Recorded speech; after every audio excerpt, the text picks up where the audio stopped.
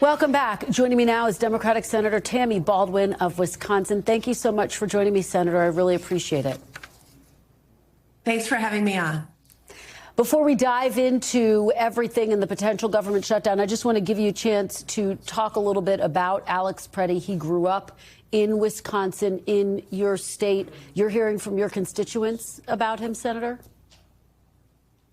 Absolutely. He was a graduate of Preble High School in Green Bay, and I've heard from classmates who talked about what a role model he was, even as a peer, how kind he was. Earlier today, I spoke on the phone with his drama teacher and how responsible, he had attention to detail, but just how kind he was. And, you know, in his role as an ICU nurse at the VA hospital in Minneapolis, which, by the way, serves veterans from Western Wisconsin, I also heard how grateful people were to his kindness and compassion. And so it's such a tragic loss. And, you know, his last act was trying to protect a woman who was shoved into a snowbank. It just speaks to, you know, how kind he was. And he should be still alive. Yeah, Senator, I want to get your reaction to what we are seeing on the ground in Minneapolis, the very latest in the wake of that horrific killing over the weekend. The White House has dispatched Tom Homan. He is now on the ground. He, of course, held that news conference earlier today in which he seemed to try to tamp down the tensions. He urged state and local officials to work with federal officials and said there will be a drawdown if that happens. What was your reaction?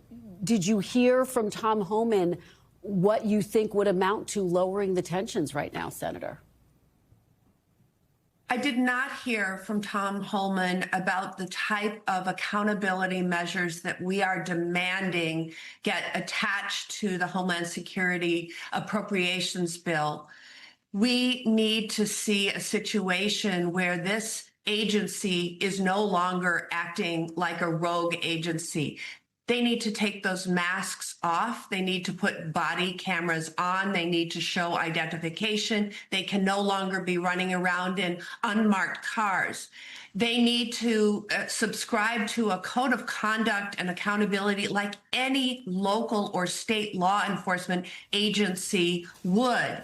And they also need to stop these roving patrols that go around neighborhoods knocking at doors. They need to act according to warrants. They need to have somebody that they are going after a target, and they need to cooperate with local officials in terms of executing those warrants. You know, Trump told us that he wanted to go after dangerous criminals who were undocumented. And he had the American public's support in doing that, but he does not have the American public's support in doing what he's doing in Minnesota and many other communities across this country right now. Senator, let me ask you about what Democrats are demanding. You laid out a long list. As far as I can tell, Leader Schumer has 3 key reforms that he is demanding, including ending roving patrols, as you say, enforcing a uniform code of conduct, and requiring agents to remove masks and wear body cameras. A lot of what you just talked about. Is that enough for you to then vote for the DHS funding bill if those changes were to be included? Look, those are the areas that we have to be concerned with. This is a rogue agency that needs to be reined in. And if this agency was acting like any local or state law enforcement agency, we might have some trust. But until they take those masks off and put body cameras on, wear identification, until they stop lurking around schools and daycares and churches and in our residential neighborhoods, there is not going to be that type of trust. So we absolutely demand and need these accountability measures to be attached to their funding before we can move on.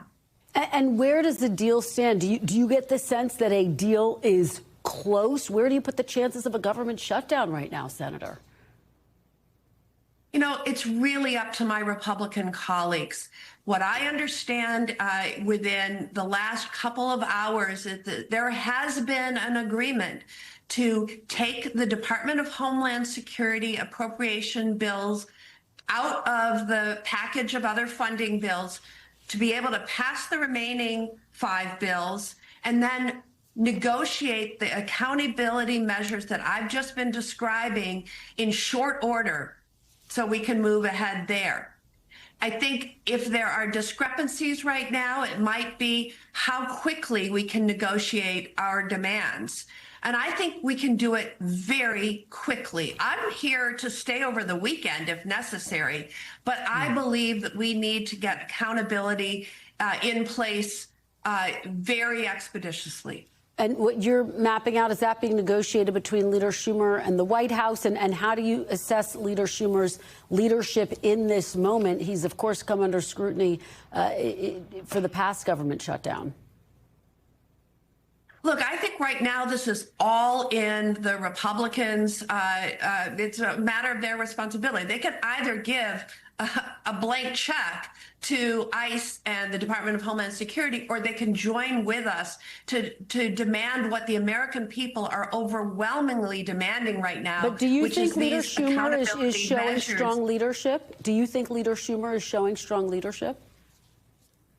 Absolutely. And I think the only question is when my Republican colleagues will agree to these measures.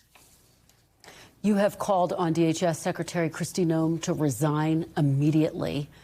What happens if she doesn't? There's, of course, talk about potentially impeaching her in the House, but how do you see accountability in this moment? You know, an agency that she oversees has killed 2 American citizens in the last month.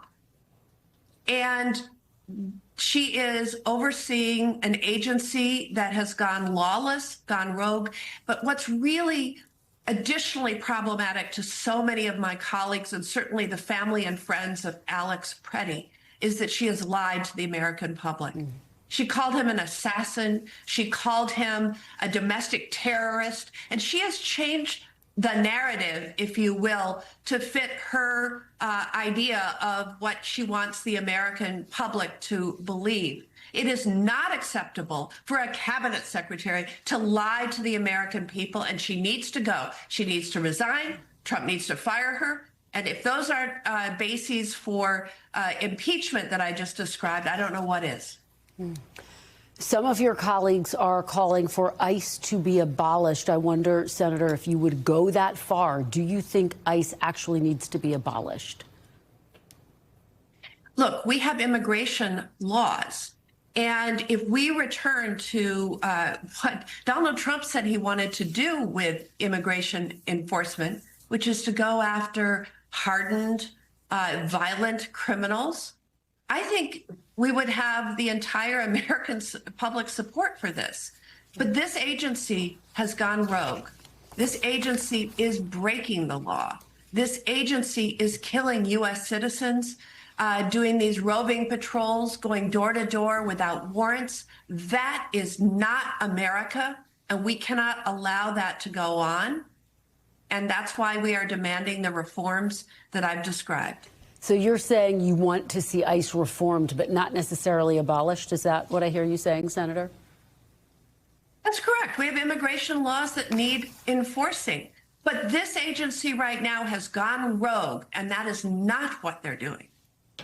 All right. Senator Tammy Baldwin, thank you so much for joining us. I know it's a very busy day on the Hill. We really appreciate your time and your perspective.